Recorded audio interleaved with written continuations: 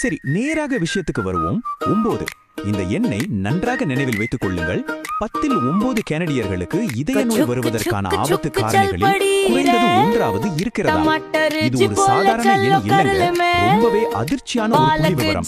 ஏனென்றால் மரணத்தை ஏற்படுத்தும் இரண்டாவது முக்கிய காரணமே இந்த இதய நோய்தான். ஆனால் பயப்பட வேண்டாம். இந்த விளக்கத்தொகுப்பின் நோக்கமே உங்களை பயமுறுத்துவது கிடையாது. மாறாக உங்களை எப்படி பாதுகாத்துக் கொள்ளலாம் என்கிற விழிப்புணர்வை ஏற்படுத்துவதுதான். பிரபல உணவியல் நிபுணரான டாக்டர் ஸ்டெயின்பர்க் பகிர்ந்து கொண்ட சில மிக முக்கியமான குறிப்புகளை பற்றி தான் பார்க்க போகிறோம். அவர் சொல்லும் ஒரு அற்புதமான விஷயம் என்னவென்றால், நமது வாழ்க்கை முறைதான் எல்லாவற்றிற்கும் அடிப்படை. இதய நோயை தடுப்பதற்கும் சரி, சிகிச்சை அளிப்பதற்கும் சரி, ஏன் மருந்துகளுக்கு ஒரு சிறந்த துணையாக செயல்படுவதற்கும் இதுதான் முக்கியம். நோயை தடுக்கும் சக்தி வேறு எங்கும் இல்லை, உங்கள் கைகளில் தான் இருக்கிறது. நாம் இன்று என்னென்ன பார்க்க போகிறோம் என்று ஒரு சிறிய முன்னோட்டத்தை சொல்லி வருகிறேன். இதய நோயின் உண்மை நிலை, நமது தினசரி உணவை எப்படி முறைப்படுத்துவது, புகைப்பிடிப்பதை ஏன் தவிர்க்க வேண்டும், சுறுசுறுப்பான வாழ்க்கை முறை, உடல் எடை நிர்வாகம் மற்றும் கடைசியாக மன அழுத்தத்தை குறைத்து எப்படி வளமாக வாழ்வது, இந்த 6 விஷயங்களை தான் தெளிவாக பார்க்க போகிறோம்.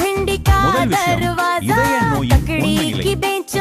புள்ளி விவரங்கள் கொஞ்சம் பயமுறுத்துகிற மாதிரி இருந்தாலும் நோய் தடுப்பு முறை என்பது உங்கள் கட்டுப்பாட்டில் தான் இருக்கிறது என்பதை நீங்கள் முழுமையாக புரிந்து கொள்ள வேண்டும். அடுத்து மிக முக்கியமான 2வது கட்டத்திற்கு வரும். அதுதான் தினசரி உணவை முறைப்படுத்துவது. நமது இதயத்தை ஆரோக்கியமாக வைத்துக் கொள்ள நாம் என்ன சாப்பிட வேண்டும், எதை தவிர்க்க வேண்டும் என்று பார்க்கலாம். அடிப்படை விதி ரொம்பவே சுலபமானதுங்க. புதிய காய்கறிகள், பழங்களை நிறைய உணவில் சேர்த்துக் கொள்ளுங்கள். வறுத்த மற்றும் பதப்படுத்தப்பட்ட உணவுகளை கண்டாலே கொஞ்சம் தள்ளியே நில்லுங்கள். சரி, இந்த எண்களை எப்படி நமது அன்றாட வாழ்க்கையோடு பொருத்தி பார்ப்பது? முதலில் சோடியம், அதாவது உப்பு. ஒரு நாளைக்கு 1200 1500 மில்லிகிராம் வரைக்கும் தான் சேர்த்துக் கொள்ள வேண்டும்.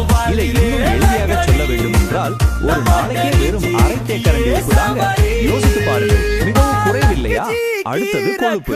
உங்கள் தினசரி கலோரிகளில் மொத்த கொழுப்பின் அளவு 30% தாண்டவே கூடாது. இதில் ஒமேகா 3 போன்ற நல்ல கொழுப்புகளும் அடங்கும்.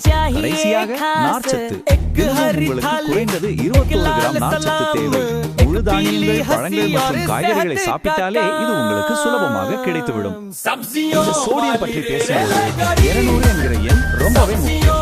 இனிமேல் கடைகளில் சென்று ஏதேனும் உணவுப் பொருள் வாங்குகிறீர்கள் என்றால் அதற்கு பின்னால் இருக்கும் ஊட்டச்சத்து லேபிளை கட்டாயம் படித்து பாருங்கள். ஒரு பொருளை குறைந்த சோடியம் உள்ள உணவு என்று எப்போது சொல்லலாம் தெரியுமா?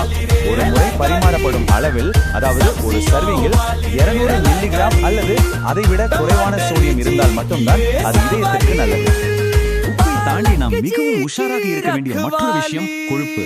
குறிப்பாக டிரான்ஸ் கொழுப்புகள் என்று சொன்னாலே நாம் எச்சரிக்கையாகிவிட வேண்டும். இங்கேதான் நாம் கொஞ்சம் ஏமாறுவோம். சில உணவுப் பொருட்களின் லேபிளில் டிரான்ஸ் கொழுப்பு 0 என்று போட்டிருக்கும். நாமும் அதை நம்பி வாங்கி விடுவோம். ஆனால் அதன் உட்பொருட்கள் பட்டியலில் பகுதி ஹைட்ரஜனேற்றம் செய்யப்பட்ட எண்ணெய்கள் அல்லது ஷார்டனிங்கள் என்று ஒரு வார்த்தை ஒளிந்திருக்கும். அப்படி இருந்தால் அதில் மறைமுகமாக டிரான்ஸ் கொழுப்பு இருக்கிறது என்று அர்த்தம். அதனால் கண்மூடித்தனமாக லேபிளை நம்பாமல் பொருட்கள் பட்டியலை தெளிவாக படித்து பார்த்து வாங்குவது ரொம்ப அவசியம். சரி, இப்போது 3வது குறிப்புக்கு வருவோம். புகைப்பிடித்தலுக்கு எதிரான உண்மைகள். இதுல எந்த ஒரு சமரசமுமே கிடையாதுங்க. நீங்கள் புகைப்பிடிக்காதவராக இருந்தால் தயவு செய்து ஒருபோதும் அதை தொடங்கி விடாதீர்கள். ஒருவேளை நீங்கள் புகைப்பிடிப்பவராக இருந்தால் இன்றைக்கே அதை விட்டுவிடுங்கள். அதுதான் உங்கள் உயிருக்கு நீங்கள் செய்யும் மிகப்பெரிய நன்மை. தெரியுமா, இதய நோயால் ஏற்படும் மரணங்களில் 5 1 பங்கு, அதாவது 20% இறப்புகளுக்கு இந்த புகையிலைதான் முக்கிய காரணமாக இருக்கிறது. எளிதாக தவிர்க்கக்கூடிய ஒரு விஷயத்துக்காக ஏன் நமது உயிரை பணயம் வைக்க வேண்டும்? புகைப்பிடிப்பதால் நமது உடம்பிற்குள் உண்மையிலே என்ன நடக்கிறது என்று தெரிந்து கொண்டால் நீங்களே அதை தொடமாட்டீர்கள். இது நேராக சென்று உங்கள் இரத்த நாளங்களை சேதப்படுத்துகிறது. இதனால் உங்கள் இதயத்திற்கு போக வேண்டிய ஆக்சிஜன் அளவு கணிசமாக குறைகிறது. போதக்குறைக்கு உங்கள் இரத்த அழுத்தத்தையும் இது எகிர வைத்துவிடும். ஆக்சிஜன் பற்றாக்குறை மற்றும் உயர் இரத்த அழுத்தம், இந்த இரண்டும் சேர்ந்து நமது இதயத்திற்கு எவ்வளவு பெரிய சுமையை கொடுக்கும் என்று கொஞ்சம் யோசித்து பாருங்கள். கவலை வேண்டாம். அடுத்ததாக ஒரு நேர்மறையான விஷயத்திற்கு போகலாம். 4வது குறிப்பு, சுறுசுறுப்பான வாழ்க்கைக்கு உறுதிமொழி எடுப்போம். இதற்காக நீங்கள் உடனே உடற்பயிற்சி கூடத்திற்குத்தான் போக வேண்டும் என்று எந்த அவசியமும் இல்லை. உடற்பயிற்சிக்கான அந்த தங்க விதி ரொம்பவே சுலபமானது. தினமும் 30 நிமிடம் மிதமான உடற்பயிற்சி செய்தாலே போதும்.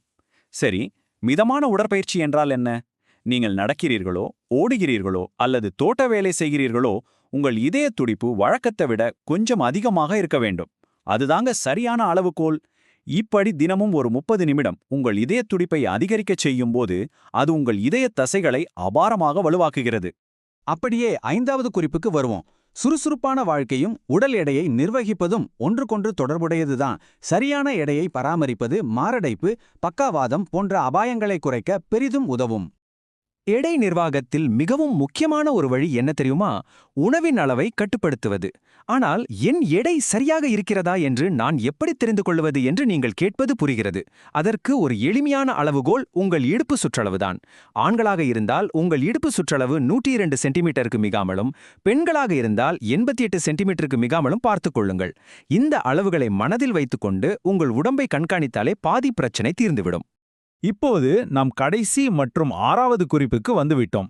மன அழுத்தத்தை குறைத்து வளமாக வாழ்வது. மனதிற்கும் உடம்பிற்கும் மிகப்பெரிய தொடர்பு இருக்கிறதுங்க. வெளியிலிருந்து உங்களுக்கு ஏதோ ஒரு பிரச்சனையால மன அழுத்தம் வரும்போது உங்கள் மூளை சில ஹார்மோன்களை வெளியிடும். அது உங்கள் உடம்பிற்குள் ஒருவித ஆக்சிஜனேற்ற அழுத்தத்தை உருவாக்குகிறது. இது இதயத்திற்கு சுத்தமாக நல்லதில்லை. சரி, இந்த மன அழுத்தத்தை எப்படி விரட்டுவது? தியானம் செய்வது, தவறாமல் உடற்பயிற்சி செய்வது, ஆரோக்கியமாக சாப்பிடுவது, இதெல்லாம் நிஜமாவே ஒரு பெரிய மாற்றத்தை ஏற்படுத்தும். அப்புறம் மிக முக்கியமான ஒன்று, சிரிப்பு. வாய் விட்டு சிரித்தால் நோய் விட்டு போகும் என்று சும்மாவா சொன்னார்கள்? நன்றாக மனது விட்டு சிரியுங்கள். அதுவே உங்கள் இதயத்திற்கு பெரிய மருந்து. நாம் இந்த விளக்கத் தொகுப்பின் முடிவிற்கு வந்துவிட்டோம். இப்போது இது உங்களுக்கான நேரம்.